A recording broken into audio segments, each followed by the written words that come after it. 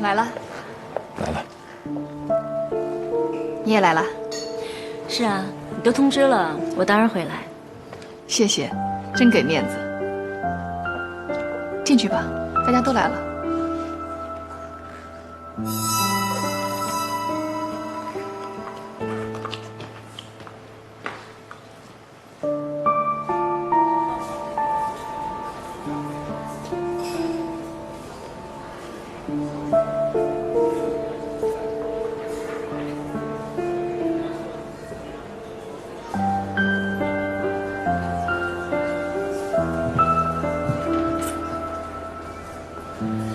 各位，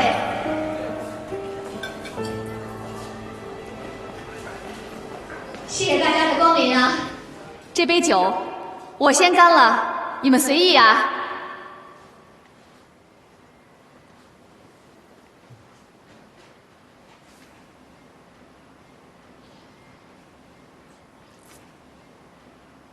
平时我也不爱说什么肉麻的话，但是今天是我老公林伟的生日，也是我们的结婚纪念日，我就肉麻一回，大家请看吧。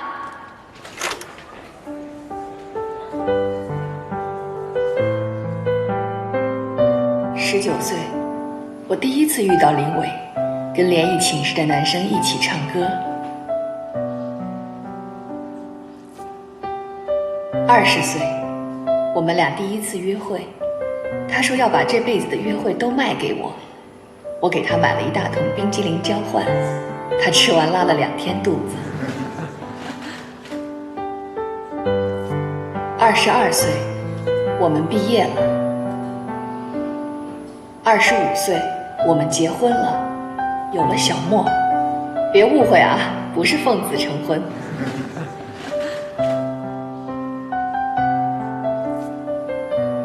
小莫满月，我们住50平米的小房子，林伟感动得不得了，说累到吐血都要给我们娘俩更好的生活，换大房子。27岁，小莫2岁了，大房子还没有着落，我在会计师事务所也升职了，一起跟林伟为房子奋斗。为了把日子过得更好，我们2个人一门心思拧着一块儿往前走。现在想起来，那段日子是苦点儿，但心里很踏实。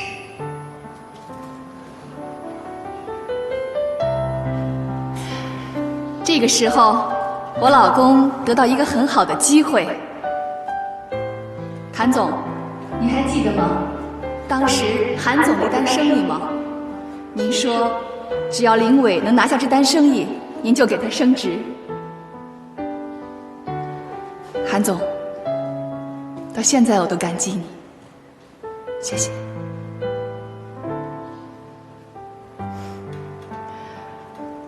为了能让我老公拿下这单生意，我辞去了工作，去照顾韩总的妈妈。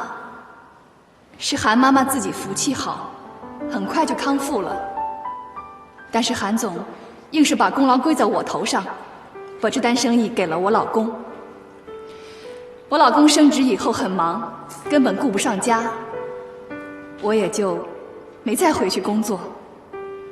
其实我还是挺喜欢当会计师的，这点秦山知道，是吧，老同学？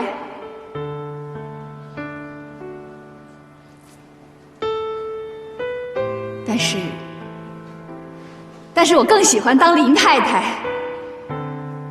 结婚之前，我跟秦山一样，认为事业最重要。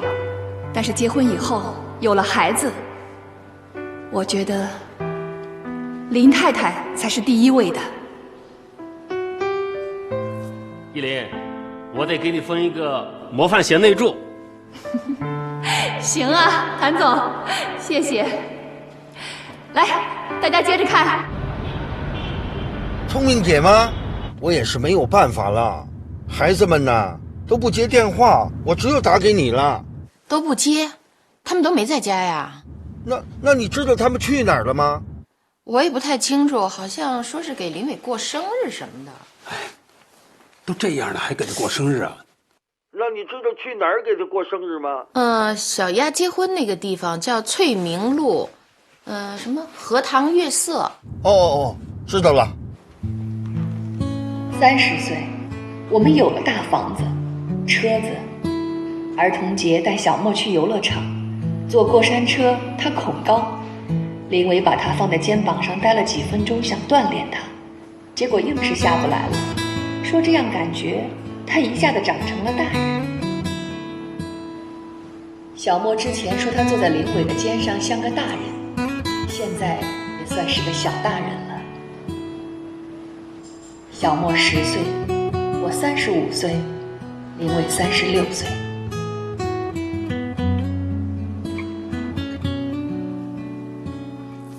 19岁到35岁，16年，时间真的过得很快。好吧，下面就请我们的男主角上台吧。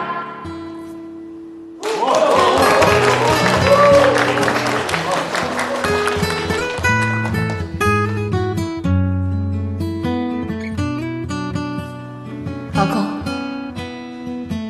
，16年，我一直都很努力，为了你，为了这个家，不管我付出什么，都是因为我爱你。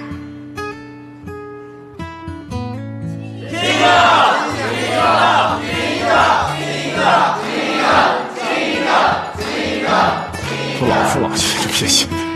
这可是你们说的啊！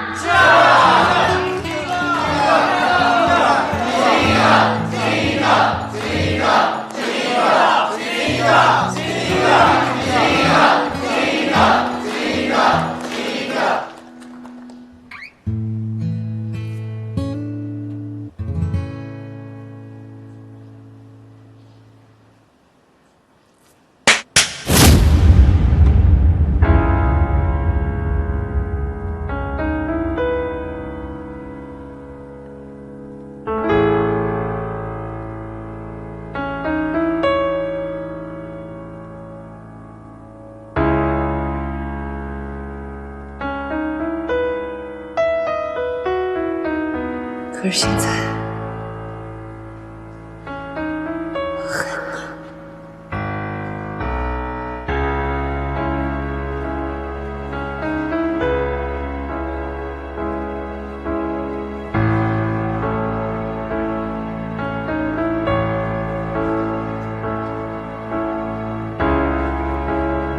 35岁，我老公背着我，跟他们公司的财务总监，我的老同学秦山走到了一起。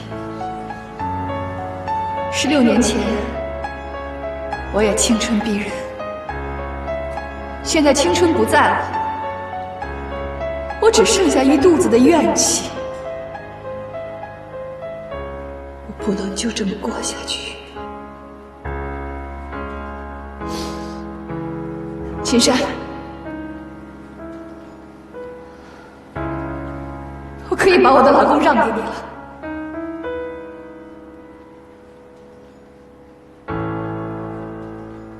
我现在放手了。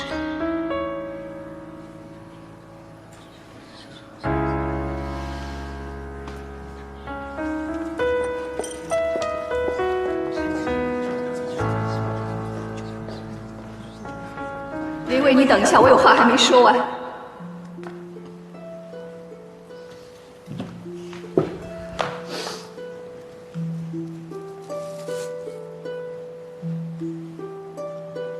16年，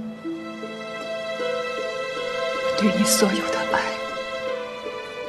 到今天都变成了恨。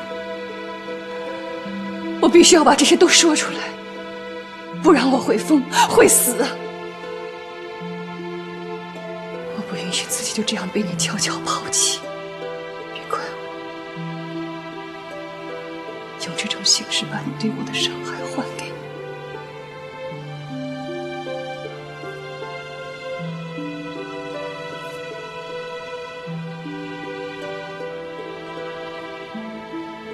生日快乐！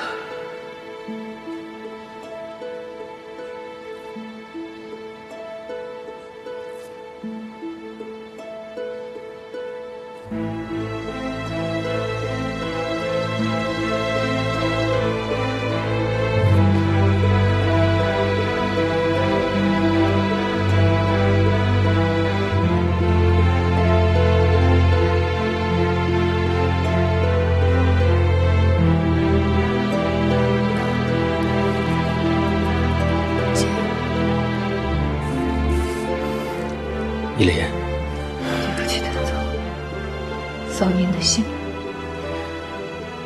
你们的10年的照片很感动，但结局没想到。这么多年来，你对连伟的支持，我多多少少知道一些。我一直以为连伟是一个知恩图报的人，有底线，有原则。最近公司有些传言，我都没信。可我不多说什么了，今后的路还很长。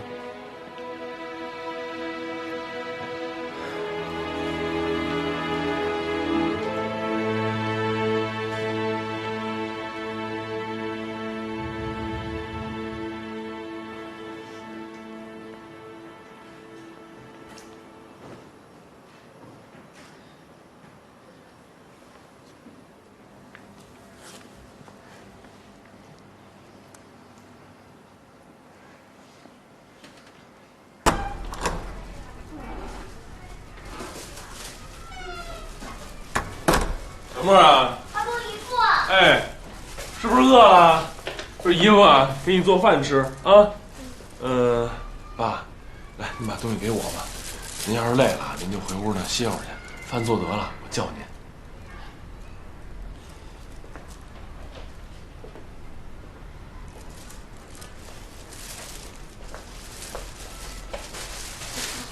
我妈怎么没回来？啊，你妈呀，我妈回来，只不过你妈呢，可能今天回来的会晚一点啊。姨父，我问你个问题，你说，我爸我妈是不是离婚了？你知道什么是离婚了吗？知道，就是一件没有意义的事情，很严重，有多严重？就是非常严重。小沫，你告诉我，你是不是特别怕他们两个离婚呀？我不怕，因为他们离婚了，我还能见到他们。那你为什么这么问我呀？因为我怕他们见不到了。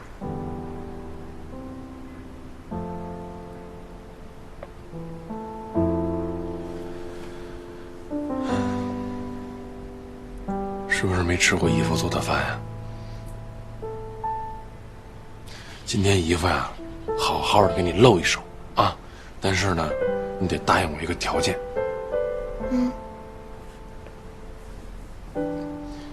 一会儿咱跟外公吃饭的时候啊，在饭桌上，你呢得使劲的把菜跟饭呀都吃干净了，这样的话，外公才高兴，好不好？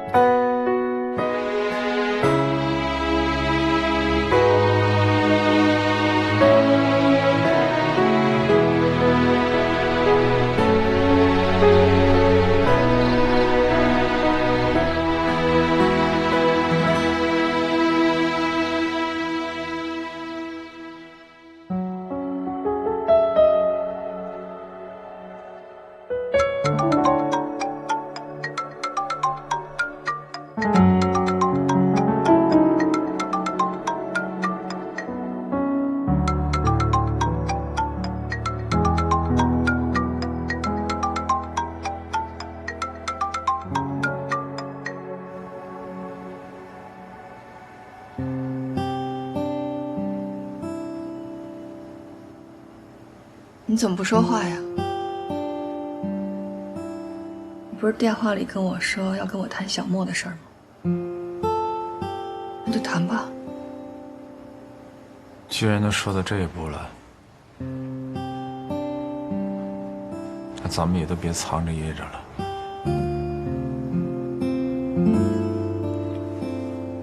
只有一个要求，你让我把小莫带走吧。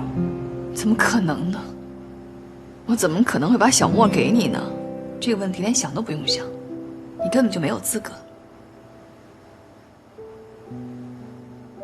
是，我是没有资格说这样的话。我只是觉得咱们俩分手以后，你一个人带个孩子太不容易了。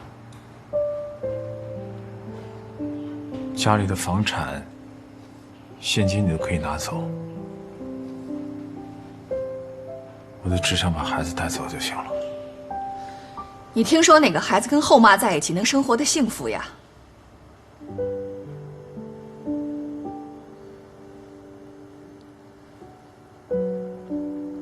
小莫是我一手带大的，他从小到大，所有的事情都是我在照顾。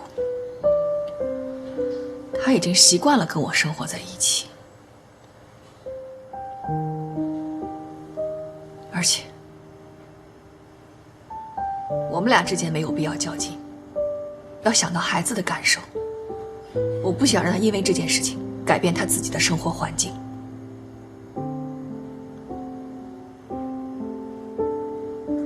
不过有一点你放心，你永远都是他的爸爸。这个我是清楚的。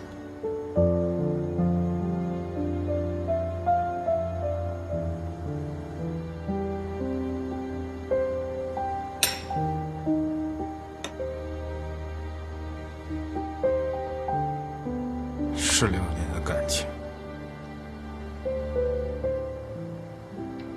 没想到会以这样的方式结束。我知道所有的错都在我，我活该。但是我真的一门心思的想回归这个家庭，我希望我们的生活还能像以前一样。但是我真的没想到你会那么做。咱们俩之间起码的唯一的一点信任都没有了。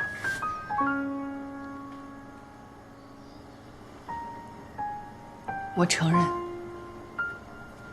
那件事情是我的错，但是也不足以是能让你跟秦山走到一起的理由。行了，都已经过去了，别再说这些了。既然我们已经谈好了，也已经这么决定了，那咱们就痛快点儿，明天就去民政局把事儿办了吧。就明天。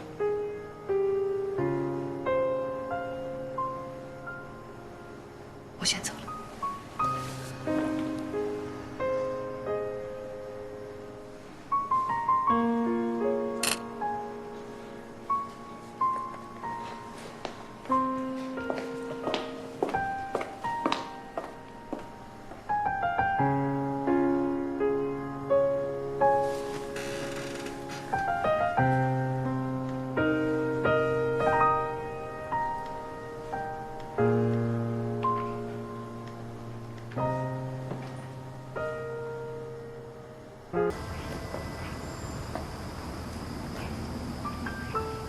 你就没有什么话想对我说吗？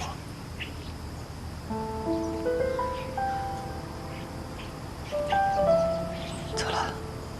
哎，依林，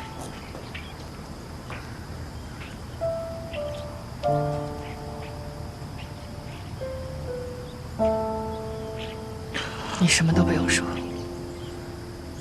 我不想听。那我送送你行吗？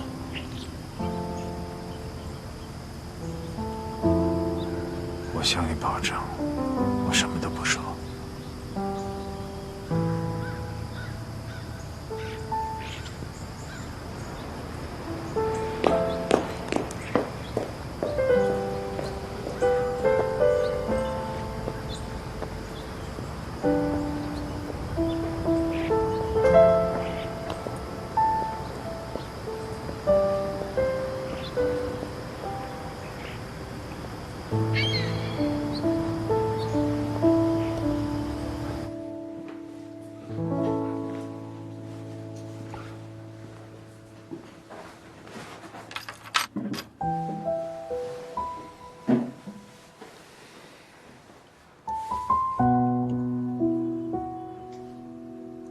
10多年了，咱们2个终于在一起了。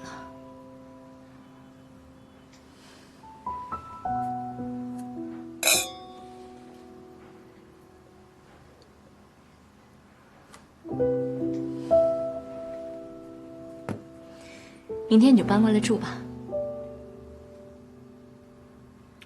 青山，不是都离了吗？怕什么呀？公司那边的同事，我想过几天也就忘了。咱们俩的事儿，公司上上下下几乎全知道。我们又在同一家公司，今后抬头不见低头见。你觉得这样合适吗？那你什么意思啊？我觉得挺别扭的。其实我是想，我不辞职。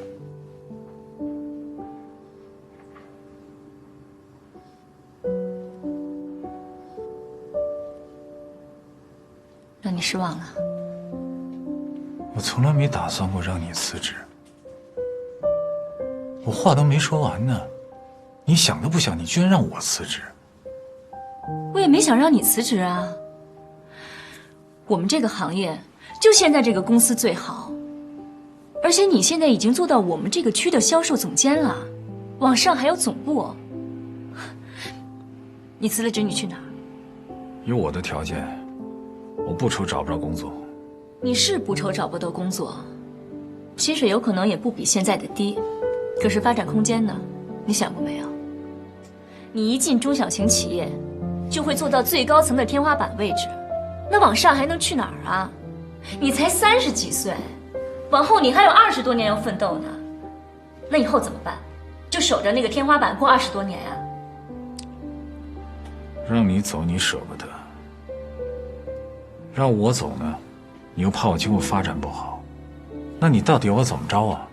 我不是嫌你发展不好啊，我也不在乎你挣多少钱，但是我太清楚一个长期在天花板待着的人是个什么状态。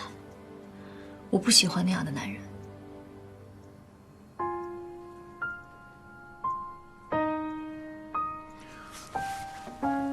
深深，我到底要怎么做，你才能够满意呢？我们都留在公司，一起做到总部。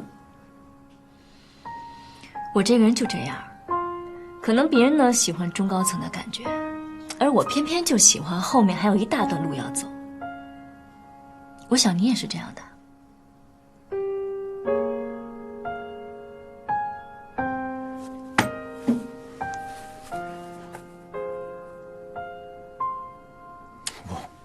我还以为我们今天要聊的，你要跟我谈的，我还以为是咱们今后怎么生活，咱们今后怎么过日子，没想你谈的全是这些东西。我不是江一莲，他能放下的，我做不到。青山，我就问你一句话，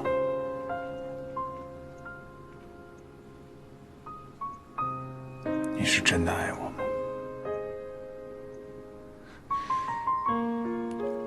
我爱你呀，我当然爱你了。正因为我爱你，我才不想成为第二个江一莲，一个不懂得自我和婚姻之间平衡的女人，被沦为弃妇的故事，我不想再上演了。林伟，你为了我放弃10几年的婚姻，那你应该清楚，什么样的女人才能够抓得住你。你家那串钥匙也用不着了，就扔了吧。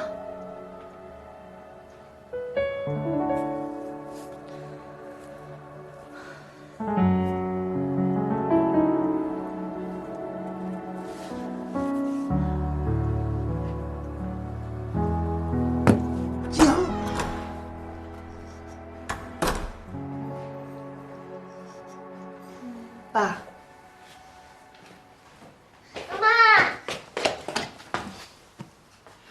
乖吗？妈妈，我又快输了。小莫，题不下了，去做作业去。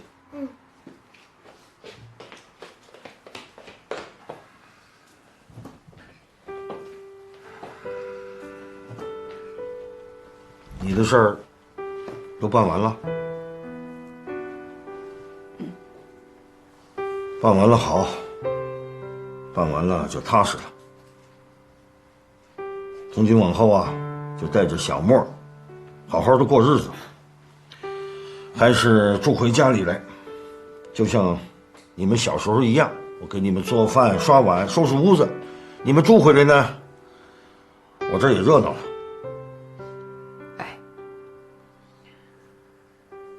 爸，对不起啊，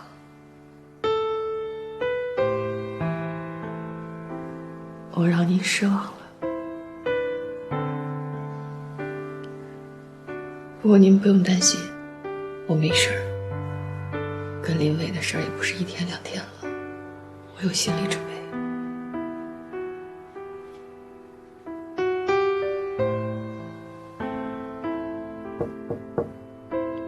小莫，妈妈可以进来吗？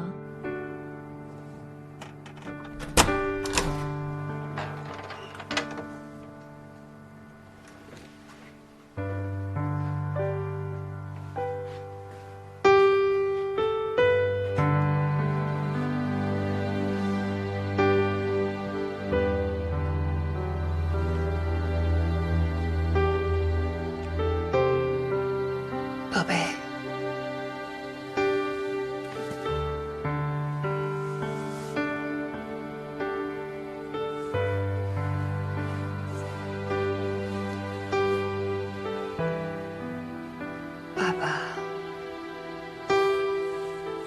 爸爸和妈妈今天分开了，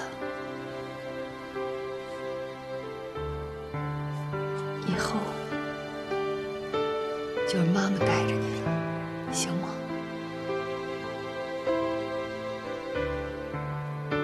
行吗？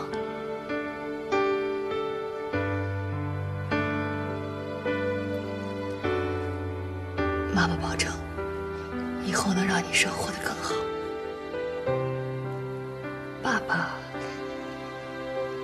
爸爸其实一直都是爱你的。如果你想到了，就跟妈妈说，妈妈可以带你去见他。你跟爸爸之间的事情，妈妈不会干涉，好吗？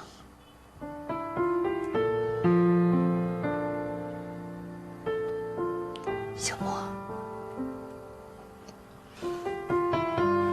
妈妈知道你很伤心，可你是个男子汉，妈妈不想让你哭。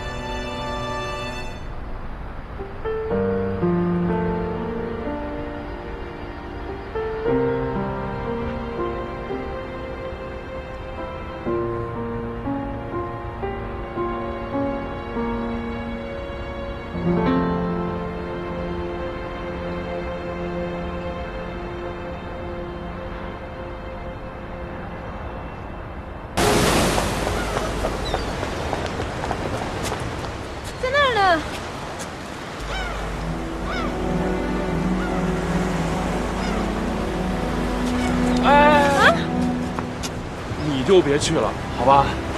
哎，那个哥，要不麻烦您给劝劝。行，我去看看。你们别走，等我。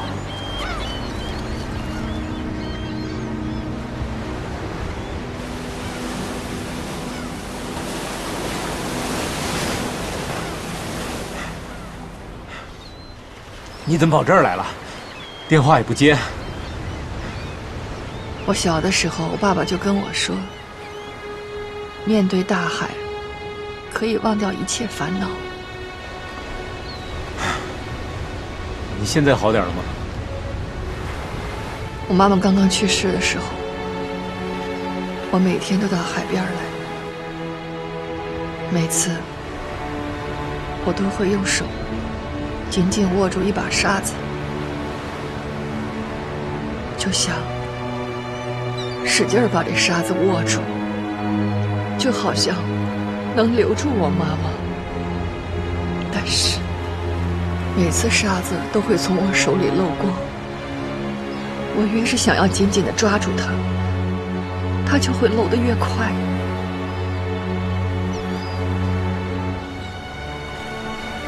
后来我才意识到，有一些不是属于我的东西，一定会走的。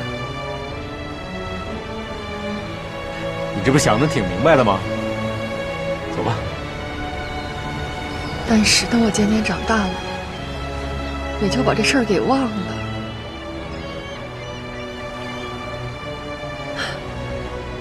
我怎么就给忘了呢？怎么就忘了呢？还想一个劲儿使劲儿地抓住。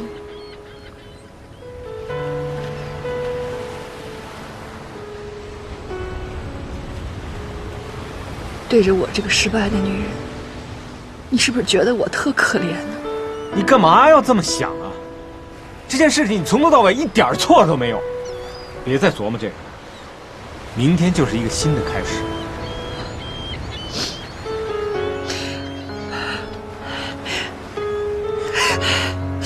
放开我！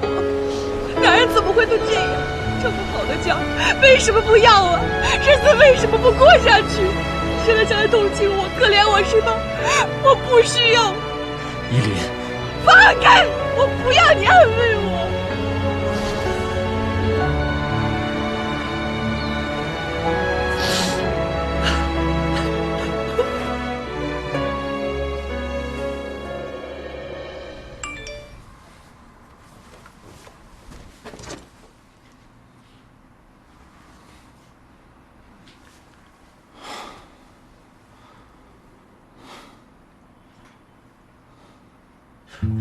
如果要是你觉着热的话呢，我这边有凉水；要是觉着凉的话，这边还有热水。以后你要是对水温有什么要求，提前跟我说，我好准备。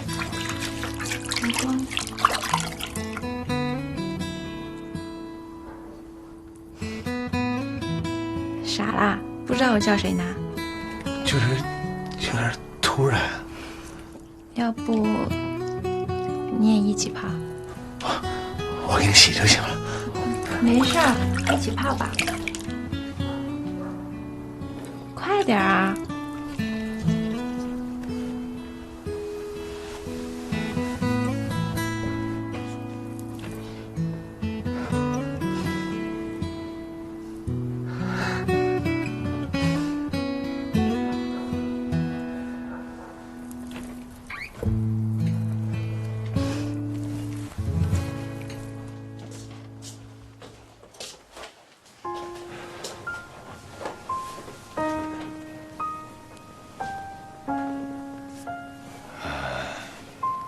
小韩啊，来电话了，说呢，让你别往心里去。今天这事儿呢，跟你没关系，都是他自己啊不注意。对不起。你还跟我说什么对不起啊？我还没来及跟你说对不起呢。不是，你今天说的话，我想了一下，说的挺对的。我现在啊是不够有信心。之前跟你赌气离婚，让我们这段感情陷到更大的困境当中。后来回来以后，就想要换一种处理方式。一开始吧，我还挺有自信，我能处理好的，也自以为自己挺大气的。后来时间一长，我就越来越装不下去了，觉得挺害怕的，就怕我们的感情再受到伤害。笑什么呀？很好笑吗？你突然间这么坦诚的跟我说话，我倒有点不太自信了。我知道小韩的事儿啊，让你心里不舒服了，但是你刚才能这么坦诚认真的跟我说这番话，我突然间觉得咱俩呀，还是可以坦诚相待的。我是怕我们谁也不说，都不沟通，到最后会有更多的误会，等到想解决的时候，都来不及了。我觉得在感情这个问题上，你做的对，就应该这样，就应该呢，积极的去面对。因为我不想变成我姐那样。说着说着吧，就又来了。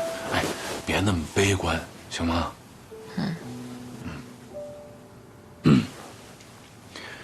你有没有发现，就是小韩啊，住院这么长时间了，没人来看他。他爸妈不知道啊。其实呢，他也不愿意别人啊知道这件事儿。他5岁的时候，他爸妈就离婚了，他呢就没人管了。奶奶呢，就把他接走给带大了。后来爸爸妈妈又各自有了新的家庭，带着他呢，又都不太方便。奶奶去世以后啊，他就更没人去关心他了。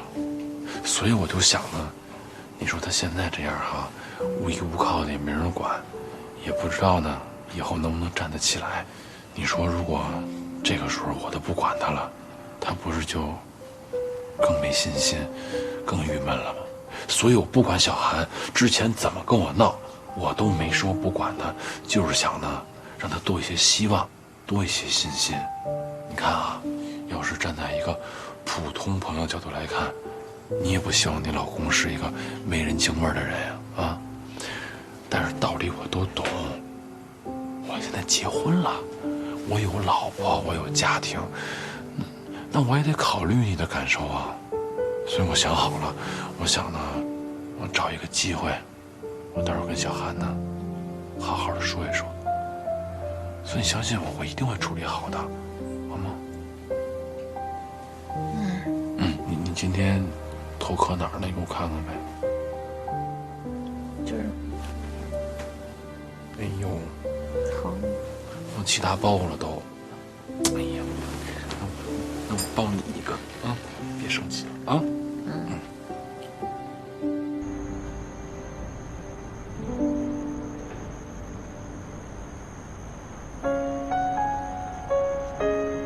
哎呦，38度7，烧的可不低呀。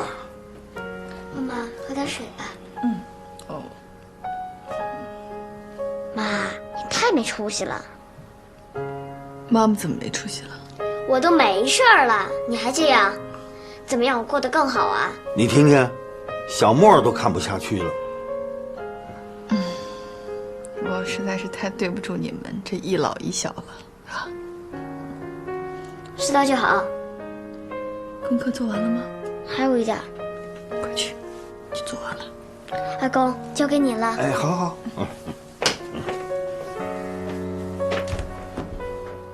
林伟这口气是出了，但是离婚这种事情恢复起来，总得需要一个过程。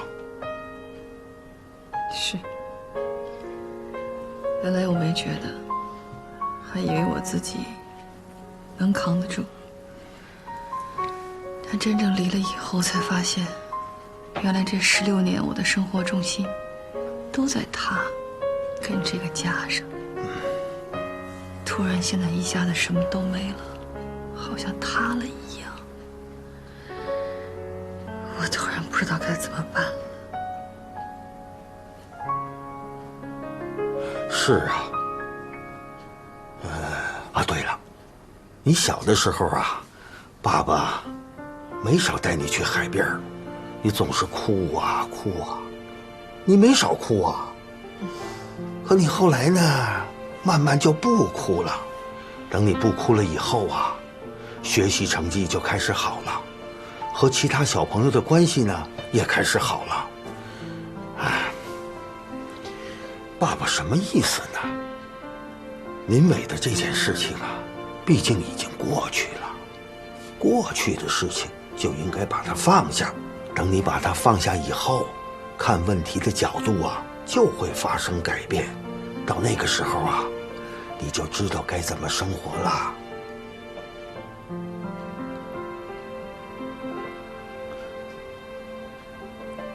爸，您说我那个时候从哭到不哭，用了多长时间？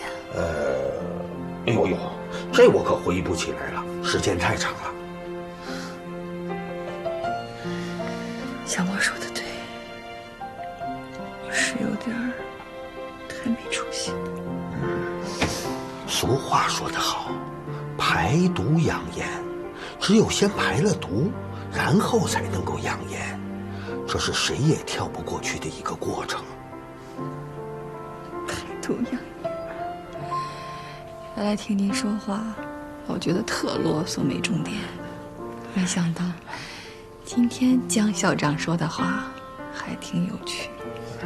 从今往后，想怎么生活就怎么生活，就是别像今天这样玩消失就行了。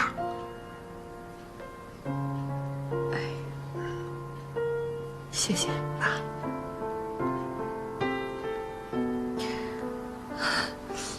爸啊，我有点困了，还想睡觉。这就对了，想睡呢你就睡一会儿。明天呢，我再到医院去，给你取点药啊。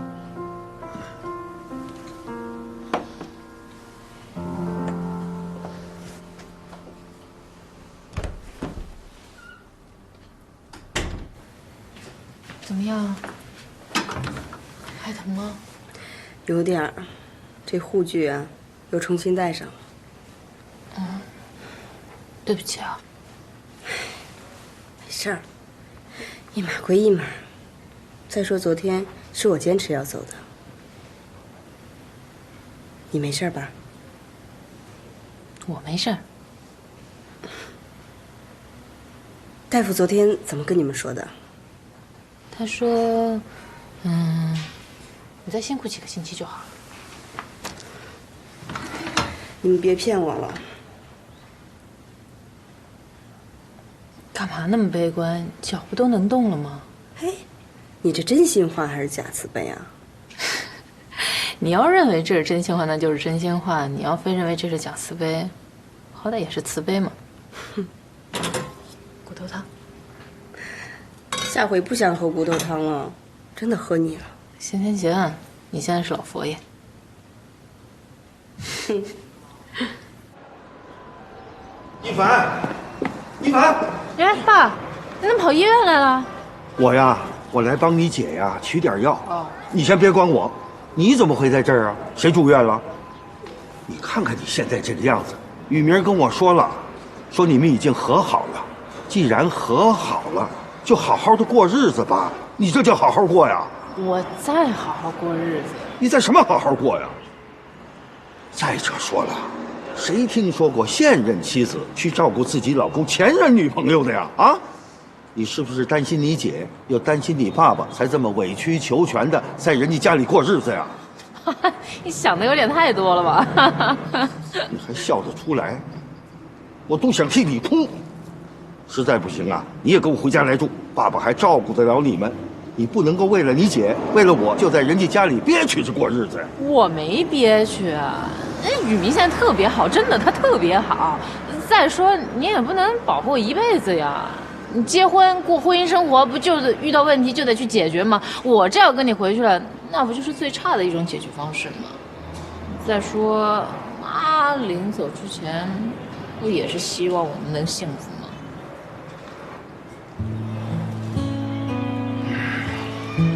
你都知道了？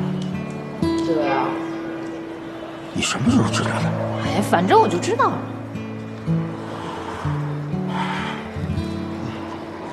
那你觉得你现在就好吗？好不好都在我自己。爸，您呢就别操这个心了，回去照顾好姐就行。是啊，你们都长大了，爸爸能管的事情也越来越少了。再者说了，爸爸不是万能的。是啊，你看你白头发又变多了，所以别操这心了，真的。哎，聪明姐现在对你怎么样啊？还去买那些保健品吗？你管的是不是有点太多了？哈哈，你别问这，赶紧跟姐送药去吧。等会儿我送你回去。好吧，谢谢。哎呦，我说，你这肚子都这么壮观了，还到处瞎溜达呢？你说我挺着这么大肚子才操心你的事儿，我多仗义啊我！怎么办？依林那边又出状况了？感冒了，没什么大事。你现在就让他多开心点儿。哎，我说你现在多好一机会，你按兵不动，是不是要把我急死啊？你赶紧出手啊！这会出手，是不是有点乘人之危啊？错，这叫雪中送炭。依林姐现在是最需要关心的时候，也是最怕谈感情的时候。所以你要拿捏有度啊。这对你来说不难吧？搁以前嘛，当然也不难，而现在放在依林身上吧，好像还真是有点难度。果然是真爱呀！这不是要请你帮忙吗？行，给你支一招啊。你觉得依林姐现在最需要的是什么？休息、疗伤。没关系，我可以等啊，我可以给她时间。你说的都对。但是呢，依林姐现在的状态，她很快会走出这一步。我觉得她现在最需要的是工作。这个我已经帮她问好了，会计师事务所，她原来不就是从事务所出来的吗？我想她肯定愿意从那儿再重新开始。哎呦喂，果然是情场高手嘛！啊，这话怎么听得这么别扭？我看你这婚后生活是一天比一天滋润的啊！那是必须的，全是感动，全是惊喜，你就羡慕吧你。哎呀，对我们单身汉，你能不能别那么嘚瑟呀？咱点人品。苦啊，像生活一样。哎，你感冒要是好了呀，就出来坐坐，透透气儿。妈妈，你坐下，给你表演魔术。哟，你什么时候学会变魔术了？老公，哎，来了。1、2、3，走你！当当当，变出钱来了，多俗，妈妈不喜欢。我的魔术怎么可能会俗呢？老公，来了，看好了，这是钱。走你！当当当，这还行，还会别的吗？当然啦，老公，来了。1、2、3，走你！当当当，小船，妈妈送给你。妈妈不会变啊。你就完成最后一步，很简单，把船打开。船打开。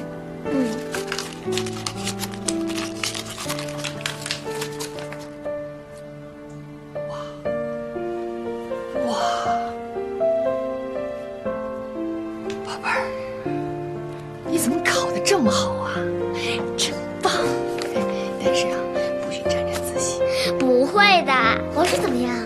为了练好魔术，逗你开心呐，整整在他姨父那儿啊练了1个星期。真的？真的。嘿，妈，我最喜欢看你笑了。妈妈呢，有一些垃圾需要清理一下，给爸爸点时间啊。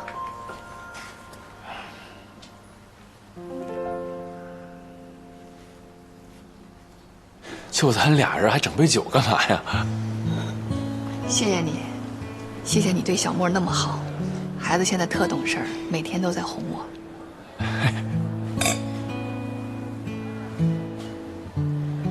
以前呢，总把他们当孩子看，老觉得是我们大人在照顾他们，但是现在才意识到，别看那么小个人，能量还挺大。是他现在啊可懂事了，我特喜欢他。刚刚跟那位办完离婚，我的确有点找不着北。可是现在每天看着我儿子，觉得心里特踏实，他才是我最重要的。所以为了他，我也得让我自己强大起来。来，玉明。哎。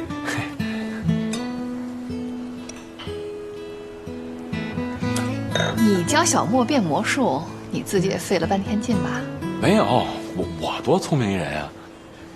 谢谢。哎，举手之劳，真的。我觉得你变了，好像比原来担当了。我妹妹没白回头。妈妈，对不起，我让您失望了。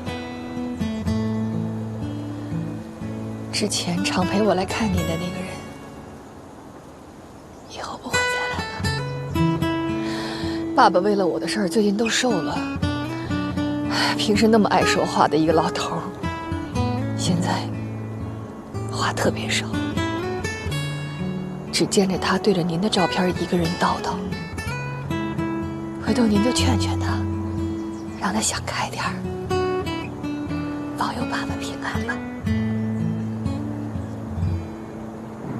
我挺好的，妈妈，不用担心我。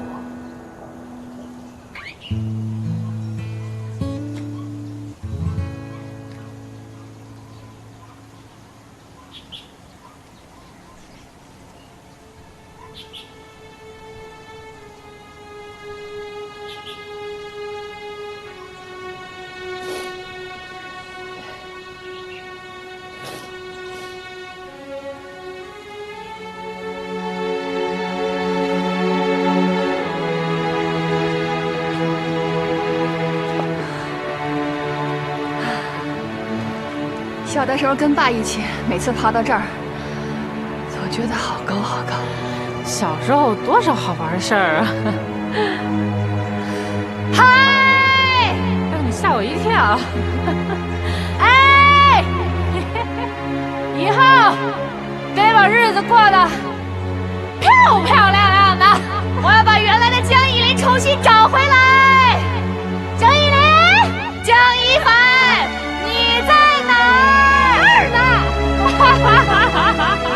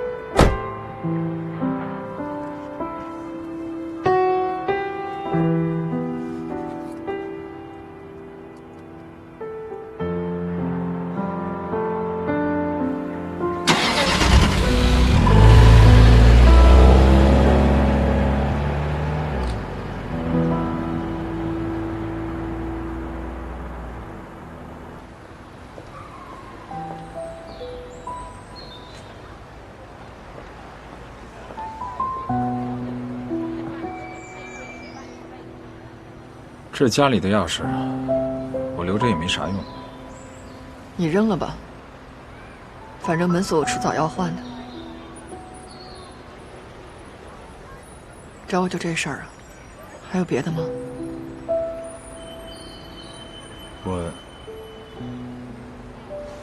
我想见见小莫。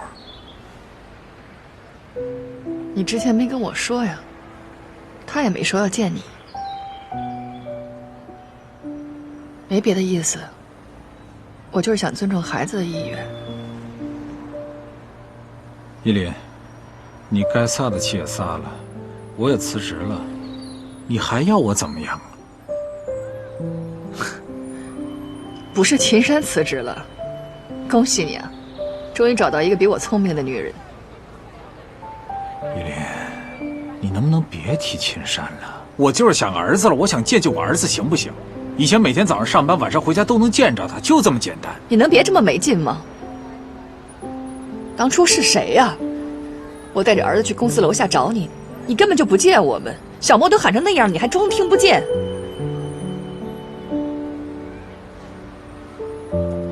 怎么了？在哪儿受委屈了，非要在儿子这儿找温暖？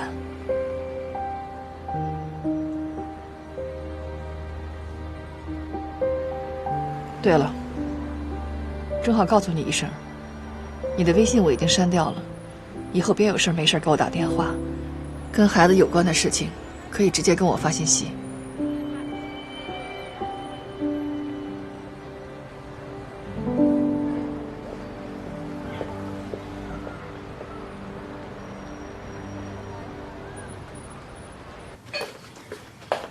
来，小莫，尝尝妈妈做的鱼，你先吃起来。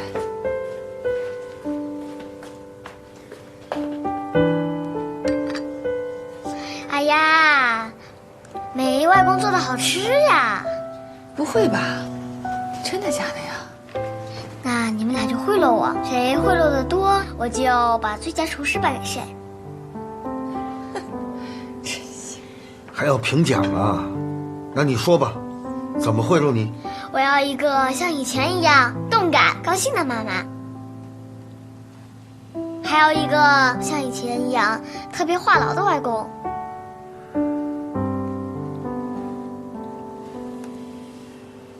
那好，外公现在就宣布，妈妈从现在开始有动感，就特别高兴。外公呢，从现在开始呢，也话痨。我现在就话痨啊！我开始话痨了啊！就这条鱼啊，劲儿可大了，拼命着跑啊，我就拉住它呀，那钩都差点折了，线也差点断了。呵，它劲儿可大了，它跑啊跑啊跑，我就拉着这个杆儿啊，那鱼钩都差点被它拽跑了，鱼线也……啊，外公，干杯干杯！来，干杯干杯！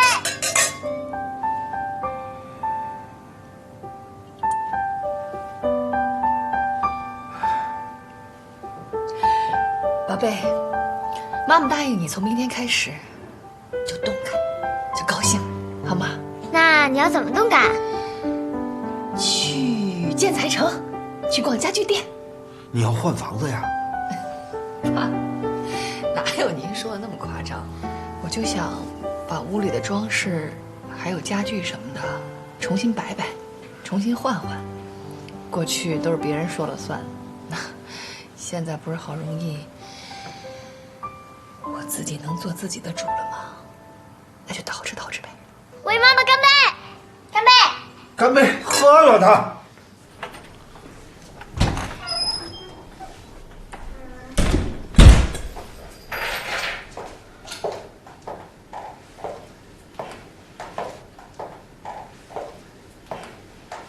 这是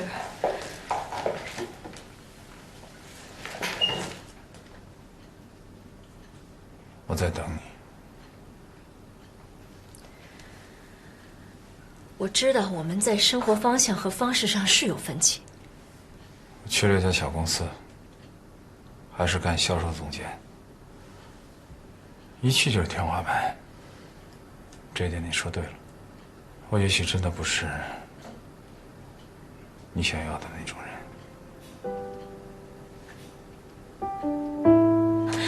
你是，我也未必不是你想要的那种人啊。只是我们现在这样的生活，你可能还不适应，因为跟你以前的生活可能差得太多了。就怕我适应了你的生活以后，咱们俩之间的距离会越拉越大。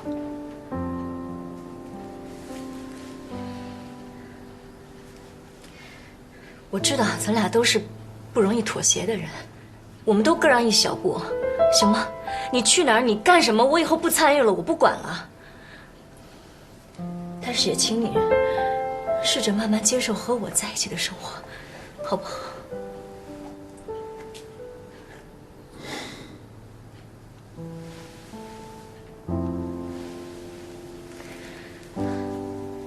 别放手，我们好不容易在一起的，别走，行吗？